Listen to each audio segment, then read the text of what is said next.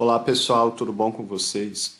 Profissão professor. Eu vou continuar aqui o áudio anterior, porque no áudio anterior eu falei muito sobre o aspecto negativo de ser professor e aqui eu trago algumas reflexões sobre o lado positivo de ser professor no Brasil.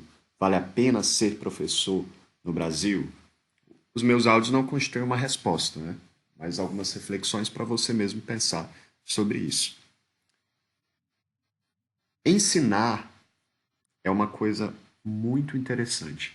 Eu, você, de certa maneira, para aprender alguma coisa, para ensinar alguém é um pouco diferente de aprender para si mesmo. Você acaba quando você aprende alguma coisa para ensinar para alguém, você acaba internalizando de alguma maneira para você, isso te influencia de alguma maneira. Mas eu quero dizer assim, quando eu estudava alguma coisa, só para estudar, por exemplo, quando eu estudava regras gramaticais e eu estava no cursinho, é claro que eu estava em uma outra faixa etária, era uma outra coisa, era uma outra visão de mundo na minha cabeça, enfim. Eu era uma outra pessoa naquele momento. Mas era um pouco diferente dos momentos em que eu estudei para ensinar alguém regras gramaticais, porque eu comecei a me colocar no lugar da outra pessoa. E a partir disso, a criar na minha cabeça um espelho dessas pessoas e das possíveis dúvidas que elas poderiam ter. E eu comecei a começaram a surgir vários questionamentos que eu acho que eu não faria a mim mesmo se eu tivesse estudando sozinho. E alguns me levaram até a outras questões que eu nem pensei. Então, ensinar para o outro, lidar com o outro, é muito interessante nesse sentido. Isso implica, isso volta para a gente, porque a gente se constitui, como eu disse, e como eu digo aqui no canal, sujeito também pelo outro, né? A gente só precisa saber esses limites de separação entre o que a gente é e o outro também, né? Para poder não virar uma fusão aí confusa que a gente não consegue mais diferenciar e entender a gente, né? E se separar do outro, né? Eu sei muito hoje gramática normativa e isso tem a ver com a minha formação como professor.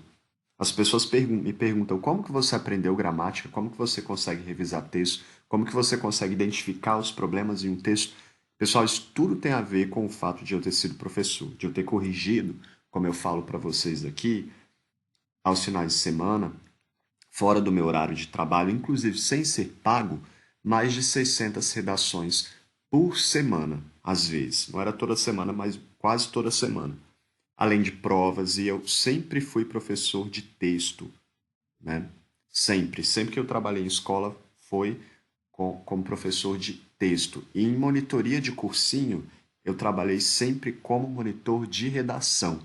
E quando eu fui professor também em cursinho, sempre professor de redação. E eu precisava saber né, porque geralmente as temáticas eram relacionadas à linguagem formal, então eu precisava das regras de formalidade aplicadas à prática, ou seja, ao texto escrito. Porque só ter essas regras soltas, né, elas não levam a gente a lugar nenhum. Elas estão relacionadas ao texto, principalmente. A gente precisa dessas regras para aplicação para o texto, para uma escrita, por exemplo, formal. Não é todo tipo de escrita, né? Mas para escrita formal. Então eu sei gramática hoje, principalmente porque eu tive que ensinar alguém. E principalmente em relação à aula particular, que era uma coisa muito mais específica, porque eram alunos em processo de recuperação que dependiam da minha contribuição para. Eu era o salvador, né, ali. A escola não deu conta, o professor não deu conta, a família não deu conta, o aluno não deu conta, eu tinha que me virar ali, um período de tempo, para o aluno não ser reprovado.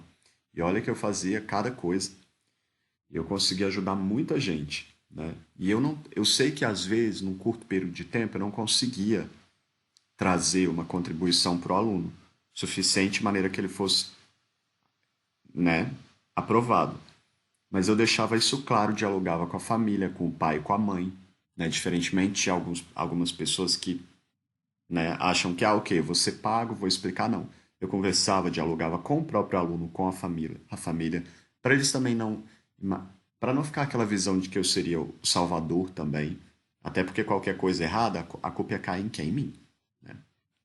E eu cobrava o meu preço, eles acreditavam no meu serviço, então era uma coisa meio que assim.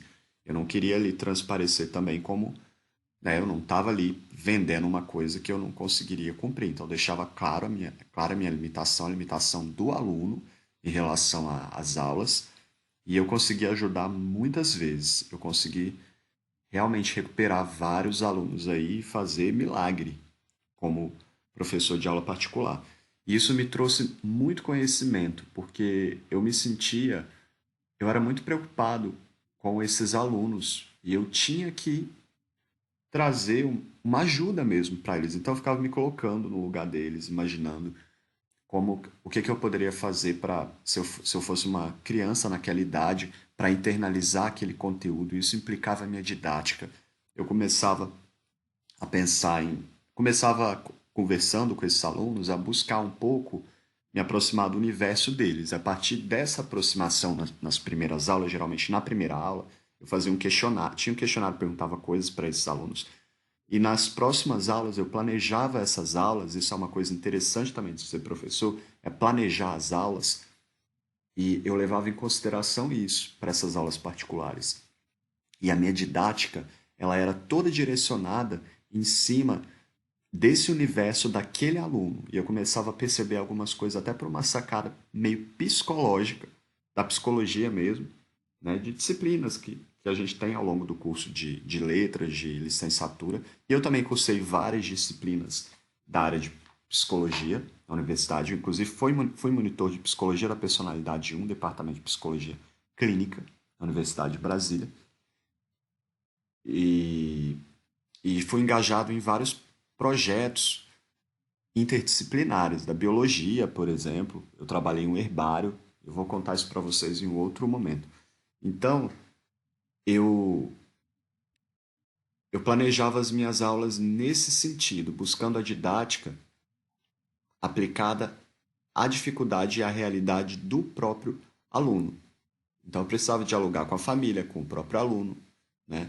Olhava o caderno do aluno, olhava as provas do aluno, discutia as provas que o próprio aluno, as falhas nas provas, perguntava para o aluno qual era o problema, além do conteúdo. Então era uma coisa muito mais ampla, né? E eu acho que por isso eu conseguia trazer algum resultado satisfatório, né? Algum não, muitos, né? Porque eu conseguia ajudar muita gente nesse sentido. E tinha um propósito maior nisso tudo. Então, que era, acredito, ajudar. Ajudar e trazer mudança social.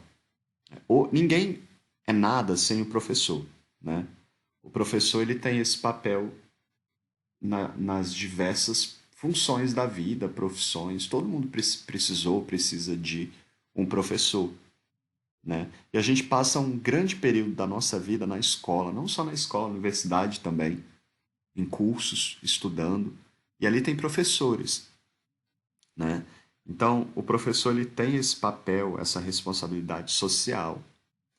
E essa responsabilidade, né, você tem muita gente enganadora aí, muito professor com P minúsculo aí, né? Mas professores mesmo, né, eles têm responsabilidade social e por isso eles sabem dessa responsabilidade e eles acabam internalizando muitas coisas da profissão, do conhecimento para a vida deles, né? Porque não dá para ficar nessa. A profissão exige muita crítica, né? Muita análise interna. Não dá para ficar nessa de faça o que eu digo, mas não o que eu faço, apesar de haver alguns profissionais aí que, né? E, e é possível trabalhar como professor, por exemplo, meio período. Então, se você em algumas áreas, depende da área que você se forma, né? Mas se você se forma como biólogo, você tem bacharelado em biologia, licenciatura em biologia. Você pode meio período trabalhar em uma escola e meio período em um laboratório. A mesma coisa na área de letras, linguista. Você pode trabalhar. meio período numa escola, meio período como consultor, meio período como tradutor, por exemplo, e também para o caso de outras áreas, educação física e por aí vai. Então, é uma profissão que permite essa flexibilidade, mas eu acredito que essa flexibilidade ela não é uma coisa também tão positiva, porque muitos professores acabam tendo de fazer outras atividades não pelo prazer em si ou porque, né, mas por uma questão financeira, porque como o salário não é bom, então as pessoas acabam não se dedicando só àquilo, acabam tendo emprego em mais de uma escola. E isso vira uma bola na vida do professor, um peso muito grande. Então essa coisa de professor ser muito duro, severo, essas coisas, tem a ver com isso. A pessoa tem que se matar ali, é gente demais para ganhar um salário baixo, trabalhar não sei quantos mil empregos, estudar pra caramba, porque a profissão exige estudo constante, teorias mudam o tempo inteiro, a própria escola e sociedade exige isso da gente e a gente ainda não tem valor algum, né? Então é complicada essa questão.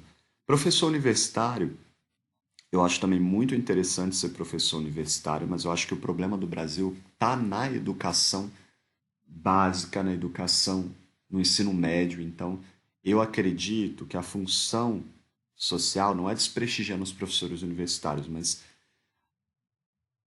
quem vai trazer mudança mesmo, as grandes mudanças, eu acho que são os professores da educação básica do ensino médio. O professor universitário, e alguns até têm essa postura porque eles não são professores, eles só são pesquisadores, são médicos que atuam nos cursos, nas disciplinas dos cursos, ou então enfermeiros, ou então biólogos, ou então sociólogos, não são pessoas que diretamente às vezes da educação. Então, falta um pouco de didática, falta um pouco de diálogo, é claro, e tem aquele conflito também na educação universitária.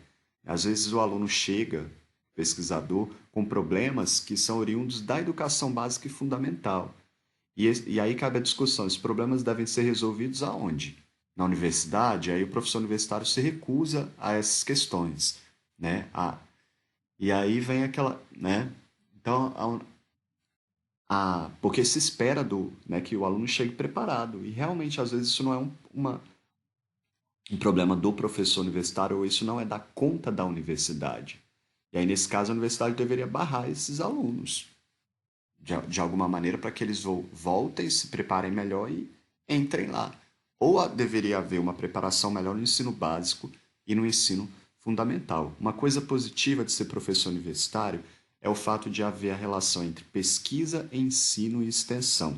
São os três pilares da universidade: ensino, pesquisa e extensão. Esse diálogo com a comunidade. Apesar de muitos professores universitários, quando chegam nessa posição, porque ela é muito prestigiada, ele acha, alguns, inclusive, muitos, na verdade, acham que é uma outra coisa, eles colocam num patamar de superioridade extrema, eles colocam essa coisa do conhecimento científico como a única coisa possível, absoluta, e, né? E não há um diálogo com a comunidade, não há o desfazer dessa linguagem acadêmica, não há um desfazer ou uma retribuição dessas pesquisas direcionadas especificamente à comunidade. E a própria ciência tem mostrado isso para os pesquisadores e os professores universitários, embora eles não vejam essas coisas.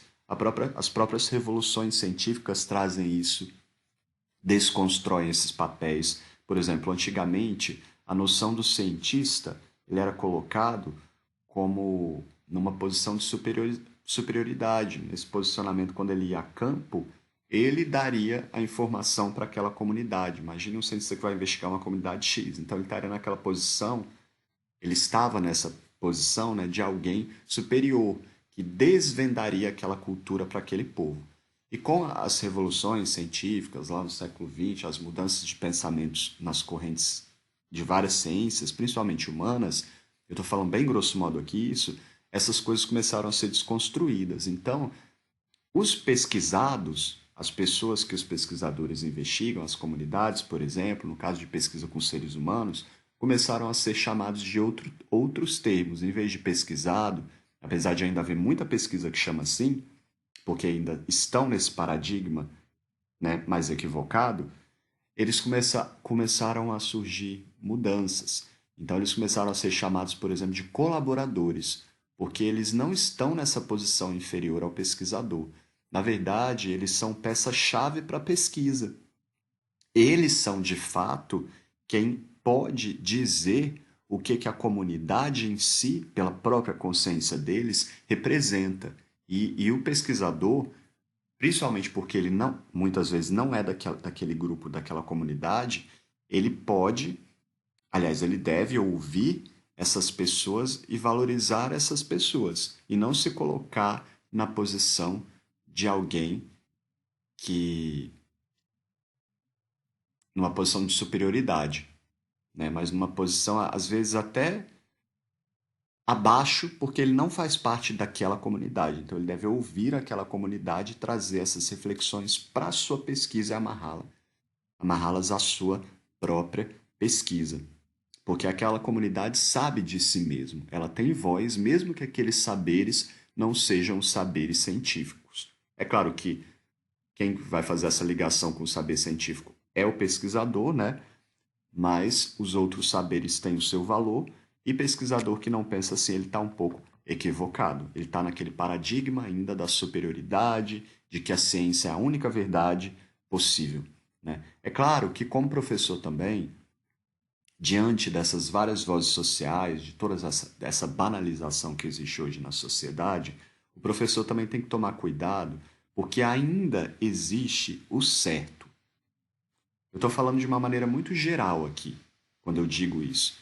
Mas nesses discursos contemporâneos, por causa das diversas vozes sociais, né, ocorre, é muito frequente, que algumas coisas, algumas falácias ou algumas coisas que não são verdadeiras acabem sendo validadas por esse discurso de que tudo é válido, pela banalização do conhecimento. Então, o professor hoje, ele deve ainda, quando eu digo da importância de respeitar a diversidade, das várias vozes de tudo isso, o professor ele ainda deve se posicionar em relação ao que é certo e ao que não é certo. É claro que essa relação é muito complicada, né? Dessa separação, ainda mais com a banalização hoje. Mas a gente tem que tomar cuidado com falácias, com discursos falaciosos, né? Com uma construção que pode parecer lógica e correta, mas que na verdade está camuflada de, de falácia, né? De preconceito ou de, né, alguma outra coisa, né? A gente também não pode validar tudo. E como professor, apesar de você deve, como professor, ser um mediador. Você não deve impor nada. Isso eu concordo.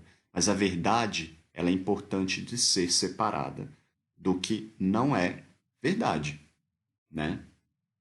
Você, como professor, vai ter esses critérios dentro da sua área. E você tem que saber levar isso para o aluno. Mas é claro que isso também você deve levar em consideração aquilo que eu falo, os diversos saberes e as diversas formas de chegar a uma resposta. Porque às vezes você só conhece a sua resposta ali. E o aluno chega a essa conclusão, a essa resposta de uma outra maneira, né? Mas é preciso de um pouco de conhecimento de filosofia para ser professor, por exemplo. Inclusive porque todas as disciplinas da escola surgiram a partir da filosofia em si, né? E, mas o professor, ele ainda, hoje eu acho, ele tem de trazer essa separação para as pessoas, porque a gente está numa sociedade muito banalizada sobre o conhecimento. Então qualquer coisa é válida hoje, por causa desse discurso da diversidade, por causa da banalização das várias vozes sociais, né? E esse posicionamento ele não deve ser direcionado aos valores do professor, né? Porque às vezes o professor tem alguma religião, alguma outra questão, ele deve pensar numa perspectiva maior, uma perspectiva do aprender a aprender, do saber em suas várias orientações. Então, se ele, né, eu acho que religião pode até ser trazido, um tema trazido para a escola, sim.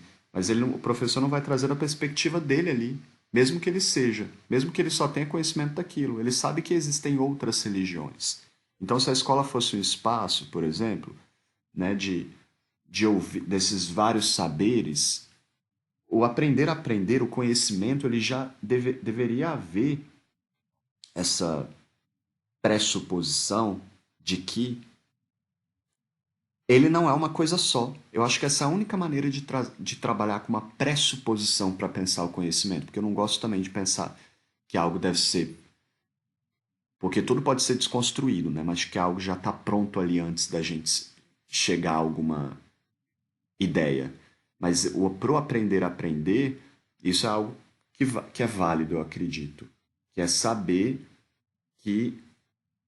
Não que existem várias verdades, eu acho que existem várias formas de conhecimento. Sim, né? Às vezes várias realidades e vários pontos de vistas que trazem realidades diferenciadas, né? Ter coerência, ter sensibilidade para entender isso também é uma grande sabedoria. E isso deve ser levado para a sala de aula. Mas é preciso ainda fazer a separação dessas fronteiras para a gente não, para o professor saber o momento ali que o aluno está falando besteira ou que ele está chegando a conclusões infundadas, né? Ou preconceituosas ou que contrariam a alguma, alguma premissa ética, por exemplo, ou alguma coisa que, que impossibilita a convivência, por exemplo, né? Ou que dificulta a própria autonomia dessa pessoa. Então, o professor precisa entender um pouco de psicologia. É por isso que a psicologia ela traz grandes contribuições para a educação por meio de disciplinas, inclusive do currículo de licenciatura. E o professor ele precisa saber disso tudo, né? E esse é o lado positivo também de ser professor, é saber lidar, é ter essa flexibilidade para isso tudo, né? Ele não pode ter uma convicção absoluta nem no conhecimento dele, porque o conhecimento está mudando o tempo inteiro, e essa é uma outra característica da profissão, é o conhecimento, reciclar o conhecimento, buscar sempre conhecimento, porque ele muda o tempo inteiro. A gente baseia na escola o conhecimento dos livros didáticos. É claro que a gente leva em consideração diversos saberes, mas principalmente na ciência. E ela está mudando o tempo inteiro. E é preciso linkar esse conhecimento às vivências, para a gente não ficar ali só na teoria, né? Resumindo, não deveria ser uma profissão para qualquer um. Muito ao contrário do que ocorre hoje. As pessoas não sabem o que fazem da vida, o que farão da vida. Ah, você é professor. Se você não tem certeza do que você quer ser na sua vida, a última profissão que você deveria escolher é essa, porque essa profissão é uma das profissões mais importantes do mundo. E se você não, porque ela está presente em todas as esferas, não existe professor, não existe médico sem professor, não existe nada nesse mundo sem um professor. E se você tiver em dúvida, vá atrapalhar lá outra área, vai para outra área lá, fazer confusão em outra área. Não venha para essa área. Mas o problema também é que o governo coloca à disposição das massas, e eu acho que isso é de propósito, para poder cegar a população, um monte de curso lixo em toda a esquina do Brasil. Isso acaba influenciando os mais pobres, as pessoas que não têm tantas condições ou que não estudaram tanto, a irem para essa área, né? E aí isso vira um ciclo. E qual que é o problema disso, Anderson? Tem problema sim. Um professor ele tem que ser uma pessoa que tenha uma boa formação, né? E se o governo não investiu em educação, isso é um outro problema que a gente deve discutir em outro momento. Agora, migrar essas pessoas para essa área e colocar os bons em outras áreas, aí não é possível, porque a base de um país é a educação, mais uma vez. Então, o governo deveria retirar esses cursos lixos em cada esquina de licenciatura e trazer benefícios e competitividade para a área de educação, para que boas pessoas, bons profissionais que até poderiam ser professores, mas escolheram outra área, voltem ou fiquem nessa área. Mas isso não é interesse do governo. O governo quer que a população continue, o governo, principalmente brasileiro, atual inclusive, cega para que eles façam o que eles quiserem. Porque isso tem a ver com poder, isso tem a ver com manipulação. A partir do momento que você é liberto, livre, dentro dessas concepções, né, de educação, isso é um perigo, porque isso implica poder. As pessoas não querem perder o poder. Se elas sabem que você pode ficar ali na posição mais baixa para elas controlarem, né, e colocarem isso no ciclo da educação, é muito bom para elas, né? Então, essa é a minha reflexão sobre isso. Um abraço a todos, pessoal. Tchau, tchau.